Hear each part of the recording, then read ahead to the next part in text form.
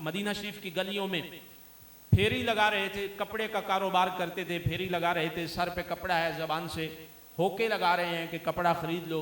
हजरत जनाब अमीरुल मोमिनीन उमर फारूक और दीगर साहबा आगे बढ़े कि जनाब आप उम्मत के अमीर बन गए हैं, मुसलमानों के अमीर बन गए हैं, तो आपने कहा भी मेरे बच्चे नहीं हैं, वो मैंने नहीं पालने, अमीरुल मोमिनीन तो बन गया हूँ, बच्चे भी तो पालने हैं, रिज्क भी तो है, पेट भी तो लगा हुआ है, हलाल रिज्क भी तो कमाना है।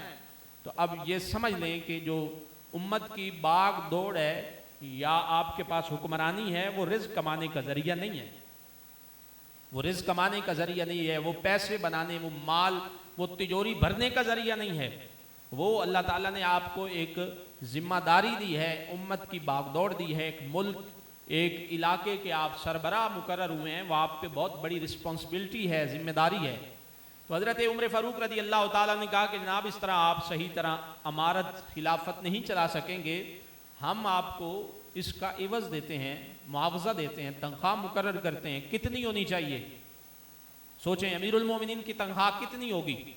तो हज़रत अबू बकर सिद्दीक रज़ी अल्लाह ताला अन्हु फरमाने लगे कि जितनी मजदूर की तनख्वाह है उतनी मेरी तनख्वाह मुकर्रर कर दो, इतनी मेरी होनी चाहिए, जितनी कोई मजदूर को मिलती है ना मजदूरी, वो मेरी तनख्वाह है।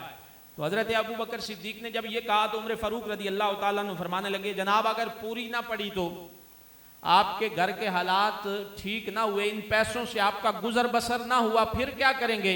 आपने फरमाया फिर मैं मजदूर की तनख्वाह बढ़ा दूंगा, मजदूर की बढ़ेगी, फिर मेरी भी बढ़ जाएगी, अगर मजदूर की पूरी पड़ रही है तो अबू बकर की भी पूरी पड़ जाएगी। तो तिजारत तो उन्होंने भी की है, तिजारत की है, तिजारत साफ सुथरी तिजारत बहुत बड़ी फजीलत है। और फिर आका अलैहिस्सलाम से एक लम्हा के लिए भी जुदा नहीं होते थे। हज़रत अबू बकर सिद्दीक को हुजूर से बड़ा इश्क था, बड़ी मोहब्बत थी, बड़ा प्यार था, बड़ी वारफ्तगी थी, जुदा नहीं हुए, लेकिन तिजारत के लिए बसरा तक गए, हुजूर ने भी नहीं रोका, हुजूर भी बड़ा प्यार फरमाते थे। तिजारत के सिलसिला से अबू बकर सिद्दीक बसरा तक गए, कूफा तक गए, तो हुजूर ने कभी नहीं रोका था आप क्यों जा रहे हैं, तिजारत के लिए सफ़र करना चाहिए, तिजारत सुन्नत है अल्लाह की, अल्लाह के महबूब की, अकाबरीन की, सहाबा की, ताबीन की। मौला अली शेर खुदा रज़ी अल्लाह ताला अन्हु बहुत ज़्यादा दुनिया से बचने वाले थे, ज़ुहद था आप में, आप बच के रहते थे दुनिया से, ये आपका एक तकवा था, आप जिहाद करते थे, दुनिया नहीं कमाते थे, बहुत थोड़ी आपने जितनी मिल गई उससे भी थोड़ी पे गुजारा किया है। अल्लाह ने कुरान में हज़रत अली की शान को बयान किया है कि अली वो है जो अपनी ज़ात पे गरीबों मिस्किनों को तरजीह दे देता है, अपने बच्चों पे भी और अपनी बीवी पे भी तरजीह दे देता है। तो मौला अली शेर खुदा रज़ी अल्लाह ताला अन्हु ने भी तिजारत की है, मजदूरी की है। आप यहूदी के बाग में पानी लगाते थे बच्चों के रिज़्क़ के लिए, हलाल रिज़्क़ के लिए, आप यहूदी के बाग में पानी लगा रहे हैं। मौला मुश्किल कुशा शेर खुदा रज़ी अल्लाह ताला अन्हु जोहर तक पानी लगाया, जोहर तक मजदूरी की, तो आपने उसे कहा कि मेरी मजदूरी दे दो, नमाज का वक्त हो गया है, अब मैंने नहीं आना वापस। उसने कहा अली नमाज पढ़ के फिर आ जाना, दिन तो अभी पड़ा है। तो कहा हज़रत अली शेर खुदा रज़ी अल्लाह ताला ने फरमाया कि मैंने आज इतना कमा लिया है कि मेरे बच्चे भी खाएंगे, मदीने के यतीम बच्चे भी खाएंगे, इतना मैंने कमा लिया है। उसने कहा अली कल के लिए कमा लो, फरमाया जो रब कल जिंदगी देगा वो कल रिज़्क़ भी अता फरमाएगा। तो अली का अल्लाह पे भरोसा था, अल्लाह की ज़ात पे तवक्कल था। जोड़ना मना नहीं है, लेकिन ये तकवा है, ये फतवा नहीं, ये तकवा है। आप जोड़ सकते हैं, हलाल हलाल जोड़ें और उसमें से अल्लाह की राह पे भी देते रहें, मना नहीं है। तो बहरहाल बात करने का मकसद ये है, अल्लाह की भी सुन्नत, अल्लाह के महबूब की सुन्नत, सहाबा की सुन्नत, तिजारत करना। कई मिसालें दे सकते हैं। हज़रत अब्दुर्रहमान बिन औफ बहुत बड़े ताजिर थे रज़ी अल्लाह ताला अन्हु। मैं पढ़ रहा था, मैं हैरान हो गया, पाकिस्तान जो ये पाकिस्तान है, हज़रत अब्दुर्रहमान बिन औफ के पास इतना पैसा था कि 4 दफ़ा अगर पाकिस्तान को ख़रीदना चाहते तो ख़रीद सकते थे। लेकिन जब मदीना शरीफ में आए थे इतना पैसा था कि 4 दफ़ा पाकिस्तान खरीद सकते थे। मदीना शरीफ में आए थे, सारा कुछ मक्का में छोड़ आए, तो जिसका हुजूर ने इन्हें भाई बनाया था, मवाक़ात मदीना कायम हुआ था, जिसका हुजूर ने भाई बनाया था, तो उन्होंने कहा कि मेरा 2 बाग मेरे हैं, एक आप ले लें, एक मेरा हो गया। इसी तरह हुआ था, उन्होंने अपनी सारी वरासत अपने भाइयों में तकसीम की थी। ये दीनी भाइयों के साथ हो रहा था मामला। आज लोग अपने खूनी भाइयों को भी विरासत देते हुए लड़ पड़ते हैं, जाने तक चली जाती हैं, थोड़ी थोड़ी ज़मीन के टुकड़ों पे घर उजड़ जाते हैं। लोग इतने ज़्यादा दुनियादार हो गए, इतनी ज़्यादा दुनिया से मोहब्बत करने लग गए कि विरासत तकसीम होती है तो भाइयों का वो उम्र भर का जो प्यार होता है, जो मोहब्बत होती है, वो सारी ख़त्म हो जाती है, वो मरने मारने पे तुल जाते हैं। कितने घरों में फसाद इसी वजह से है। जब वरासत तकसीम होती है, वो लड़ाई वहाँ से चलती है, फिर आगे संभल ही नहीं सकते, वो ख़ानदान टूट जाते हैं। हुजूर का दौर देखें और आका अलैहिस्सलाम की तरबियत, और हुजूर ने अपनी उम्मत को जो सबक दिया मवाक़ात मदीना में, दीनी भाइयों के लिए वो सहाबा फरमा रहे थे, मदीने वाले मक्का वालों से कह रहे थे कि हमारे पास दो दो बागात हैं, एक आप ले लें, एक हमारा। यहाँ तक मैं पढ़ रहा था कि उन्होंने ये भी कहा कि दो बीवियाँ हैं जिसके पास, वो एक को तलाक दे के कह रहा था एक तुम एक से निकाह कर लो, एक मेरे पास है। बीवी तक उन्होंने कहा हम तुम्हें एसार करते हैं, तलाक देते हैं, वो तुम्हारी।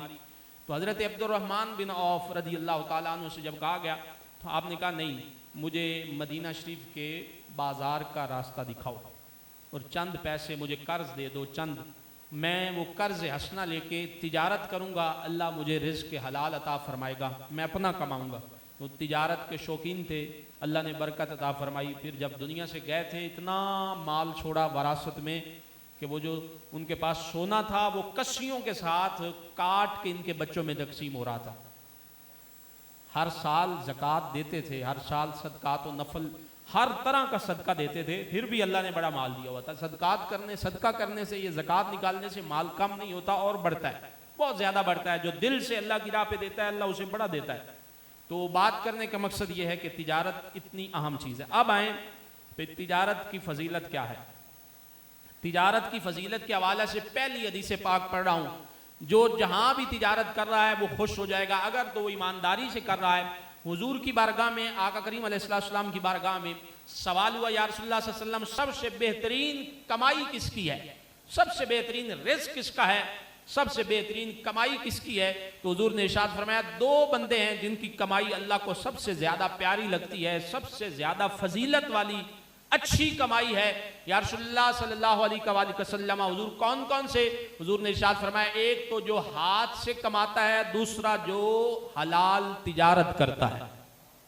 हाथ से कमाने वाला, मजदूरी करने वाला, मजदूर जो हाथ से कोई चीज बनाए और फिर उसको सेल करे, बेचे, खरीदे, या अपने हाथ से रोजी रोटी कमाए, किसी के हाथ तगारी उठा रहा है, किसी के जानवरों को चारा डाल रहा है, किसी की फसलों को काट रहा है, पानी में लगा रहा है, हाथ से कमाने वाला, ये भी अल्लाह की बारगाह में बड़ी फजीलत वाला है, इसकी कमाई सबसे अफजल कमाई है।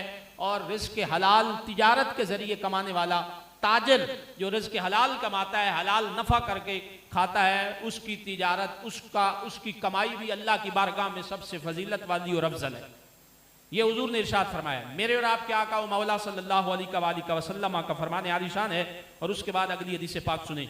हुजूर ने इरशाद फरमाया, आका अलैहिस्सलाम ने इरशाद फरमाया, सहाबा फरमाते हैं, हुजूर ने इरशाद फरमाया कि तिजारत को अल्लाह ने बड़ा बाबरकत जरिया मुआश बनाया है, तिजारत करो। और फरमाया, अलैकुम बित्तिजारत, तिजारत को लाजिम पकड़ो। अलैकुम ये लफ्ज है हुजूर की हदीस के कि तिजारत को पकड़ लो, तिजारत को लाजमी करो, छोटी है बड़ी है, तिजारत करो। तिजारत के बारे में हुजूर फरमाने लगे, मैं इसलिए जोर दे रहा हूं कि अल्लाह पाक ने तिजारत के अंदर 10 हिस्से रिज़्क़ अल्लाह ने जमीन पे उतारा है, 9 हिस्से अल्लाह ने तिजारत के अंदर रखा है, 1 हिस्सा बाकी चीजों में अंदर रखा है। 9 हिस्से रिज़्क़ अल्लाह ने तिजारत के अंदर रखा है, 9 हिस्से, 1 हिस्सा बाकी चीजों में है। इस्लाम तिजारत को प्रमोट करता है, तिजारत से मुआशरे तरक्की करते हैं, तिजारत से पैसा सर्कुलेट होता है, तिजारत से लोगों के अंदर ज्यादा से ज्यादा नफा फैलता है। तिजारत करने से मुआशरे, कौमें तरक्की करती हैं। तिजारत को इस्लाम ने प्रमोट किया, इसलिए आका अलैहिस्सलाम ने खुद भी तिजारत की, सहाबा भी तिजारत करते थे। और हुजूर तिजारत के मुतल्लिक फरमा रहे हैं, सबसे अफजल रिज़्क़ भी तिजारत है, और सबसे ज्यादा अगर कोई बरकत है तो अल्लाह ने वो तिजारत में रखी है। शर्त यह है कि हलाल तरीके से हो। पहला अदब और उसूल ये है कि वो अपनी चीज जब बेचे तो उसका नुक्स भी बताए, कि उसके अंदर ऐब क्या है वो भी बताए। अच्छा, अब आए हजरत जनाबे सिर्री सक्ती रहमतुल्लाह ताला अलैह। सिर्री सक्ती रहमतुल्लाह ताला अलैह दाताली हुजवेरी के भी शेख हैं, हजरत जुनैद बगदादी के भी शेख हैं, बहुत बड़ा नाम हजरत सिर्री सक्ती रहमतुल्लाह ताला अलैह। तो ये हजरत अबू हफ्स रज़ी अल्लाह ताला, वो भी बहुत बड़े मुहद्दिस थे, बहुत बड़े शेख थे, लेकिन ये दोनों ताजर भी थे, कारोबार भी करते थे। हजरत इमाम आजम अबू हनीफा बहुत बड़ा इमाम है, लेकिन तिजारत भी करता है। यानी तिजारत को इस्लाम ने रखा है साथ साथ, तिजारत में नफा बड़ा है, फायदा बड़ा है, अल्लाह की सुन्नत है, अल्लाह के महबूब की सुन्नत है, बरकत बड़ी है, रहमत बड़ी है। लेकिन साथ उसूल भी याद रखें। उसूल क्या है? हजरत श्री शक्ति रहमतुल्लाह ताला अलैह ने कुछ जौ खरीदे। जब खरीदे तो वो 62 दिरहम या दीनार के थे, उनका वो रेट था 62 दिरहम या दीनार में वो खरीदे थे। तो 2-4 दिनों के बाद एकदम से जौ की किल्लत हुई, मार्केट वैल्यू बढ़ गई, वो 90 दिरहम या दीनार तक पहुंच गए। वही 62 वाली चीज 90 में पहुंच गई। आप यूं याद रखिए इस मसले को, 62 वाली चीज का 90 रुपए रेट हो गया, 62 से 90 तक पहुंच गए। आप बेचने के लिए हजरत अबू हफ्स के पास गए। हजरत अबू हफ्स कहने लगे, हुजूर मार्केट में जौ की वैल्यू 90 रुपए हो चुकी है, रुपए में अपनी तरफ से लगा रहा हूं, 90 दिनार या दिरहम हो चुकी है, लेकिन आपका सौदा इतना सुथरा होता है कि मैं खुद राजी होकर आपको 96 दिरहम या दीनार दूंगा। इन जौ के 96 दिरहम या दीनार दूंगा कि आपकी चीज बड़ी क्वालिटी वाली होती है, आप जब भी कोई चीज ले आए बड़ी अच्छी होती है, इसलिए मैं अपनी मर्जी से आपको 96 रुपए में या 96 दिरहम दीनार। तो हजरत जनाबे श्री शक्ति रहमतुल्लाह ताला अलैह ये इसी जमीन पे चलने वाले लोग थे। अब कोई ये कहे कि वो इमाम थे, वो नाम था, वो इमाम आजम अबू हनीफा थे, हम आम लोग हैं, तो यार वो भी कोई नबी तो नहीं थे, वो मोमिन थे, हक मोमिन, सच्चे मोमिन थे। उलाइका उमुल मोमिनून हक्का, यही सच्चे मोमिन है। वो मैं और आप भी हैं, हम भी मोमिन हैं, मोमिन हम भी हैं, लेकिन हम सच्चे अभी नहीं हुए। सच्चा मोमिन होना पड़ेगा। ये बात करके हम शैतान के बेकावे में नहीं आ सकते कि वो बड़े नाम थे, वो तो इमाम आजम अबू हनीफा थे, वो श्री शक्ति का नाम ले रहे थे अलामा साहब, वो फुला, वो बड़ी हस्तियां थी, हम ऐसा नहीं कर सकते। नहीं, हम भी कर सकते हैं। जितना मुजाहिदा और जितनी मेहनत उन्होंने की है, मैं और आप भी करें तो अल्लाह हमें भी सच्चा मोमिन बना देगा।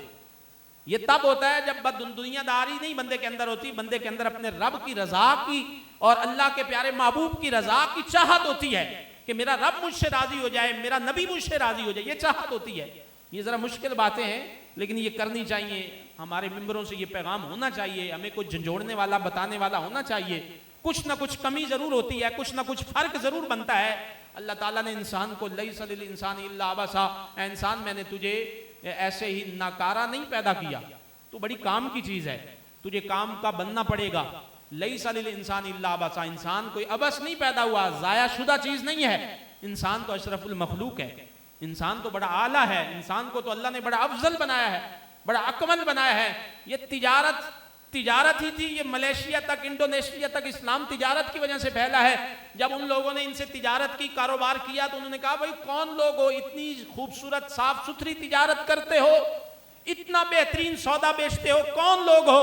उन्होंने आगे से कहा हम अल्लाह के भी बंदे हैं, रसूलुल्लाह के भी गुलाम हैं, हम अल्लाह और अल्लाह के प्यारे महबूब के सच्चे गुलाम हैं। हम वो लोग हैं कि जिन्होंने तिजारत की और तिजारत के साथ दुनिया को मुशख्खर किया, दुनिया को अपना गर्विदा किया और हुजूर की उम्मत में शामिल किया।